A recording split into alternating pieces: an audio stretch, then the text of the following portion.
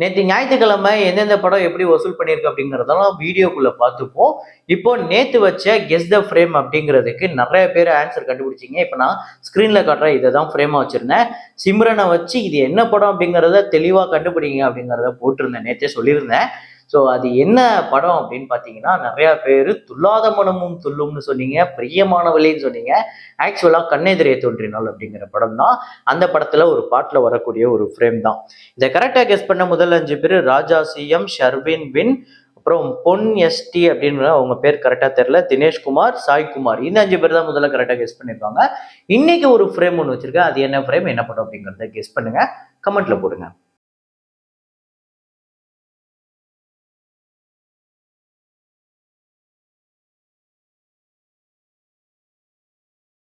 ஞாயிற்றுக்கிழமை அப்படின்னாலே ஹாலிவுட்ல ஒரு பெரிய வசூல் எடுத்துரும். நேத்து F1 10வது நாள் எப்படிப்பட்ட ஒரு வசூல்னா, இந்தியாவில் மட்டுமே 7,10,00,000 பெரிய கலெக்ஷன் எடுத்திருக்கு.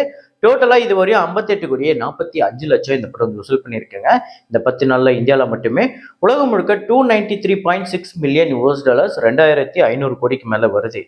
ஜுராசிக் வேர்ல்டு ரீபர்த் டே 3 இந்தியாவில் வந்து 16,25,00,000 இந்த 3 நாளில் மட்டுமே 42 கோடிக்கு மேலே வசூலை வாரி குவிச்சிருக்கு.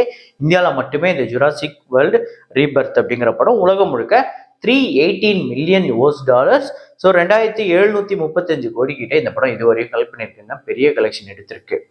ஸோ அப்புறம் மெட்ரோ இண்டினோ அப்படின்னு ஒரு ஹிந்தி படம், ஒவ்வொரு நாளுமே ஒரு இன்க்ரீஸ் இருக்கு. நேற்று ஞாயிற்றுக்கிழமை கூட அப்படிப்பட்ட ஒரு வசூல் தான். டே 3 இந்தியாவில் 8,27,00,000, உலகம் முழுக்க 9,15,00,000. ஸோ டோட்டலாக இந்தியாவில் 19,40,00,000, உலகம் முழுக்க 21,20,00,000. இப்போதைக்கு இந்த படம் இந்த 3 நாள் அப்படிங்கிறது ஒரு ஓகே அப்படிங்கிற ஒரு கலெக்ஷன் எடுத்திருக்கு. 85 கோடி இந்த படத்துக்கு பட்ஜெட். ஸோ வரப்போற நாட்கள்ல இந்த படம் எப்படி பர்ஃபார்ம் பண்ணுது அப்படிங்கிறத பார்ப்போம். மா அப்படிங்கிற படம் நேற்று கூட ஒரு அளவுக்கு ஒரு நல்ல கலெக்ஷன் வந்திருக்கு. இந்தியாவில் 10வது நாள் 2,59,00,000, உலகம் முழுக்க 2,85,00,000. 37,38,00,000 இந்தியாலையும், உலகம் முழுக்க 42,55,00,000. இன்னும் இந்த படம் ஒரு குறைஞ்சது ஒரு 25 கோடியாவது வசூல் வரணும். அது வருதா இல்லையா அப்படிங்கிறத வரப்போற நாட்கள்ல பார்ப்போம். இன்னும் ஒரு 2 வாரம் கடந்துச்சுன்னா தெரியும். ஏன்னா ஹிந்தி படங்கள் அப்படிங்கிறது இந்த சவுத் இந்தியன் ஃபிலிம்ஸ் மாதிரி கிடையாது. அது கண்டிப்பா நிறைய நாள் ஓடுது. ஸோ அப்படிங்கும்போது நம்ம இப்போ ஒரு 10 நாள் அதை டிசைட் பண்ண முடியாது. சித்தாரே ஜமீன் பர் இந்த படத்தோட டே 17 கலெக்ஷன் ஒவ்வொரு நாளுமே பெரிய வசூலுங்க. நேற்று இந்தியாவில் 7,85,00,000, உலகம் முழுக்க 8,50,00,000. டோட்டலா 178,75,00,000 இந்தியாலையும், உலகம் முழுக்க 234,25,00,000 பெரிய வசூல்ல பெரிய பிளாக் பஸ்டரே ஆயிருக்கு. ஸோ சித்தாரே ஜமீன் பர் அப்படிங்கிறது லைஃப் டைம் எவ்வளோ கலெக்ஷன் வரும் அப்படின்னு நீங்க நினைக்கிறீங்க அப்படிங்கறது கமெண்ட்ல போடுங்க. ஒரு நண்பர் கூட ஃபைனல் கலெக்ஷன் இது லாங் ரன் போகும், 350 crore கிட்ட வர்றதுக்கு வாய்ப்பு இருக்கு அப்படின்னு சொல்லியிருந்தாரு. அதெல்லாம் பார்ப்போம் வரப்போற நாட்கள்ல அதுக்கு பாசிபிளா இல்லையான்னு. கண்ணப்பா அப்படிங்கிற படம் டே 10 ஆந்திரா தெலுங்கானால 75,00,000, 1 கோடி வசூல் டோட்டலா வேர்ல்டு வைடு. 30,13,00,000 ஆந்திரா தெலுங்கானாலையும், வேர்ல்டு வைடு 47,98,00,000. ஒரு மோசமான கலெக்ஷன் தான் இந்த படம் எடுத்திருக்குங்க. தம்முடு இந்த படம் ஒவ்வொரு நாளுமே ஒரு இன்க்ரீஸ் இருக்கும் அப்படின்னு பார்த்தா, ஒவ்வொரு நாளுமே கலெக்ஷன் வைஸ் இந்த படம் ஒஸ்டான கலெக்ஷன் தான் இருக்கு. டே 3 ஆந்திரா தெலுங்கானால 1,55,00,000, உலகம் முழுக்க 2 கோடி. ஸோ ஆந்திரா தெலுங்கானால 5,05,00,000, உலகம் முழுக்க 7 கோடி. 70 கோடி இந்த படத்துக்கு பட்ஜெட். ஆக்சுவலா நம்ம வழக்கமா சொல்லுவோம், ஒரு படத்தோட தியேட்ரிக்கல் ரைட்ஸ்ல இருந்து முதல் ஓப்பனிங் வீக்கெண்ட்ல கண்டிப்பா 40 to 50% வந்துச்சுன்னா ஓகே. 50%க்கு மேல வந்தா சூப்பர். 60%, 70 வந்துச்சுன்னா எக்ஸலண்ட் அப்படின்னு சொல்லுவோம். இப்போதைக்கு இந்த படம் பட்ஜெட்ல இருந்து வெறும் 10% தான் இந்த ஓப்பனிங் வீக்கெண்டே கலெக்ட் பண்ணியிருக்கு வேர்ல்டு வைடு. இல்ல ஷேரா வந்ததுன்னா அது ஒரு 5% தான் வரும். ஸோ எனக்கு தெரிஞ்சு இந்த படம் ஒரு பெரிய டிசாஸ்டர் அமையறதுக்கு தான் வாய்ப்பு இருக்கு. அப்புறம் அதர்வா அவர்களோட டிஎன்ஏ படம் தொடர்ந்து சூப்பர் கலெக்ஷன் எடுத்துக்கிட்டு இருக்கு. நேற்று 17வது நாள் தமிழ்நாட்டில் 13,00,000, உலகம் முழுக்க 14,00,000. 7,23,00,000 தமிழ்நாட்டிலும், 7,96,00,000 உலகம் முழுக்க 6 கோடி பட்ஜெட். ஆல்ரெடி இந்த படம் வசூல் ரீதியா ஒரு பெரிய வெற்றியை அடைஞ்சிருக்கு. ஸோ குபேரா இந்த படத்தோட 17வது நாள் வசூல் ஆந்திரா தெலுங்கானால 1,68,00,000, உலகம் முழுக்க 2,10,00,000. ஸோ ஆந்திரா தெலுங்கானால 68,61,00,000, உலகம் முழுக்க 135,60,00,000 இந்த படம் வசூல் பண்ணியிருக்கு 17 நாள்ல. ஸோ தமிழ்நாடு தவிர எல்லா இடத்துலையுமே நல்ல கலெக்ஷன், அதுல எந்த மாற்று கருத்துமே இல்லை. அடுத்ததா மார்கன் 10வது நாள் வசூல். ஆக்சுவலா தமிழ்நாடை விட ஆந்திரா தெலுங்கானால ஒரு இன்க்ரீஸ் இருக்கு. தமிழ்நாட்டில் 56,00,000, உலகம் முழுக்க 1 கோடி. இதுல ஆந்திரா தெலுங்கானால மட்டுமே கிட்டத்தட்ட 30,00,000 கிட்ட கலெக்ட் பண்ணிருக்குங்க. ஸோ டோட்டலா தமிழ்நாட்டில் 7,14,00,000, உலகம் முழுக்க 11,14,00,000. பட்ஜெட் 12 கோடி. தமிழ்நாடு கலெக்ஷன் இன்க்ரீஸ் ஆயிருக்கு, அதை நான் அப்டேட் பண்ணியிருக்கேன். அப்டேட் பண்ணி தான் 7,14,00,000.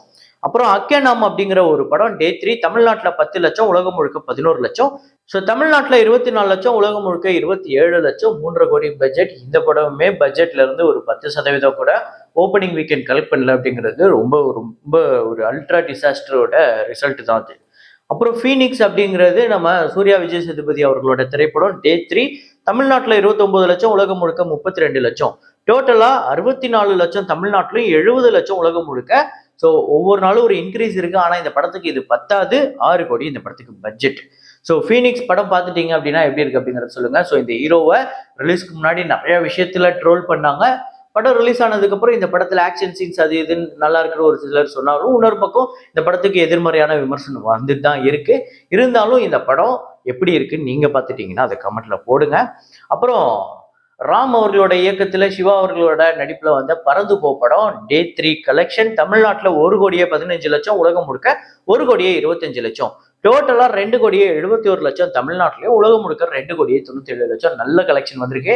நேற்று கூட சூப்பர் கலெக்ஷன் வந்திருக்கு. இந்த 3 நாளுமே நல்ல வசூல், 6 கோடி பட்ஜெட். ஸோ வரப்போற நாட்கள்ல வீக் டேஸ்ல இந்த படங்கள்லாம் எப்படி பர்ஃபார்ம் பண்ணுதுன்னு பார்ப்போம். பறந்து போ இந்த படம் ஒரு நல்ல ரெஸ்பான்ஸ் கிடைச்சிருக்கு. ஸோ பார்ப்போம், கண்டிப்பா ஒரு நல்ல வெற்றி படமா அமையும் நம்பலாம்.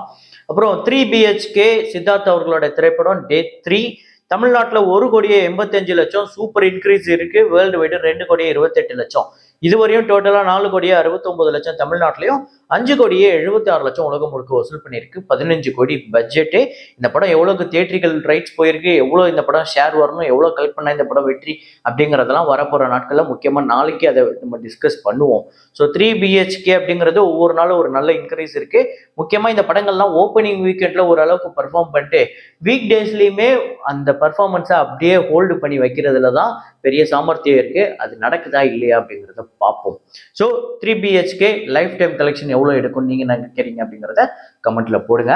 அப்புறம் ரொம்ப நாளா நம்ம சேனல்ல கேட்கப்பட்டு இருந்த ஒன்று, ஸ்குவிட் கேமை பத்தி பேசுங்க, அந்த படத்தோட வசூலை பத்தி சொல்லுங்கன்னு. அது படத்தோட வசூலை சொல்ல முடியாது, அது தியேட்டர்ல ரிலீஸ் ஆனதும் கிடையாது. அதுவும் இல்லாம அது ஒரு தியேட்டர்ல ரிலீஸ் பண்ற ஒரு மூவி ஃபார்மேட் கிடையாது, அது ஒரு வெப் சீரிஸ். ஸோ அதோட பிஸ்னஸ் டீட்டெயில்ஸை பத்தி நம்ம பேசலாம். ஸோ அது ரொம்ப நாளா கேட்டுட்டு இருந்தாங்க. ஸ்குவிட் கேம் சீசன் 1ங்கிறது இன்னைக்கு வரையும் உலகம் முழுக்க ஒரு மிகப்பெரிய சாதனை வச்சிருக்க ஒரு ஒரு வெப் சீரிஸ் அப்படின்னு சொல்லலாம். ஸோ ஆக்சுவலா பட்ஜெட் வந்து இந்த சீசன் 1க்கு அந்த 9 எபிசோடுக்கு மட்டும் $21.4 மில்லியன் இந்த வெப் சீரிஸ்க்கு பட்ஜெட்டுங்க. ஸோ ஸ்குவிட் கேம் அப்படிங்கிற வெப் சீரிஸ் வந்து எவ்வளோ வியூவர்ஷிப் வச்சிருக்கு அப்படின்னு பார்த்தீங்கன்னா 132 மில்லியன் பிளஸ் வியூவர்ஸ் வச்சிருக்கு. 1.6 பில்லியன் ஹவர்ஸ் வச்சிருக்கு. இதுதான் உலகத்திலே இதுவரையும் வெப் சீரிஸ்ல அதிக பேர் பார்த்த வெப் சீரிஸ் அப்படின்னு சொல்லப்படுது. எத்தனை கண்ட்ரில இது டாப்ல இருந்திருக்கு அப்படின்னா 94 கண்ட்ரில. இதுவுமே இந்த ஒரு வெப் சீரிஸ்க்கு தான் சாத்தியம். இதுதான் இதுவரையும் இந்த ரெக்கார்டையும் வச்சிருக்கு. அதாவது 94 கண்ட்ரிலையுமே டாப்ல இருந்தது. அதாவது இப்போ நீங்க நெட்ஃபிளிக்ஸ் ஓபன் பண்ணா டாப் 10 இருக்கும்ல, அந்த மாதிரி 94 கண்ட்ரீஸ்ல இருந்திருக்குங்க. இந்த வெப் சீரிஸ் அப்படிங்கிறது மிகப்பெரிய லாபத்தை கொடுத்துருக்கு. $900 மில்லியன் கிட்ட ஸ்குவிட் கேம் வந்து தயாரிச்சு ரிலீஸ் பண்ணி அவ்வளோ வியூவர்ஷிப்னால ஏர்ன் பண்ணியிருக்காங்க. அதாவது அவங்க வந்து ரெவென்யூ வந்து இதுல வந்து இன்வெஸ்ட் பண்ணதுல இருந்து ரெவென்யூ எடுத்திருக்காங்க $900 மில்லியன் வரையும். ஸோ ஒரு மிகப்பெரிய இது, கிட்டத்தட்ட ஒரு 40 மடங்குக்கு மேல வருதுங்க. பாருங்க பட்ஜெட்ல இருந்து அவங்க இதுல சம்பாரிச்சது. ஸ்குவிட் கேம் 2 முக்கியமா இந்த சீசன் 3 நிறைய சாதனை பண்ணியிருக்குன்னு சொல்றாங்க. அதை நம்ம வரப்போற நாட்கள்ல பேசுவோம். ஸோ இதே மாதிரி ஒரு வீடியோல இதே மாதிரி கலெக்ஷன் ரிப்போர்ட்ல மீண்டும் நான் உங்களை சந்திக்கிறேன். Signing off Rahman.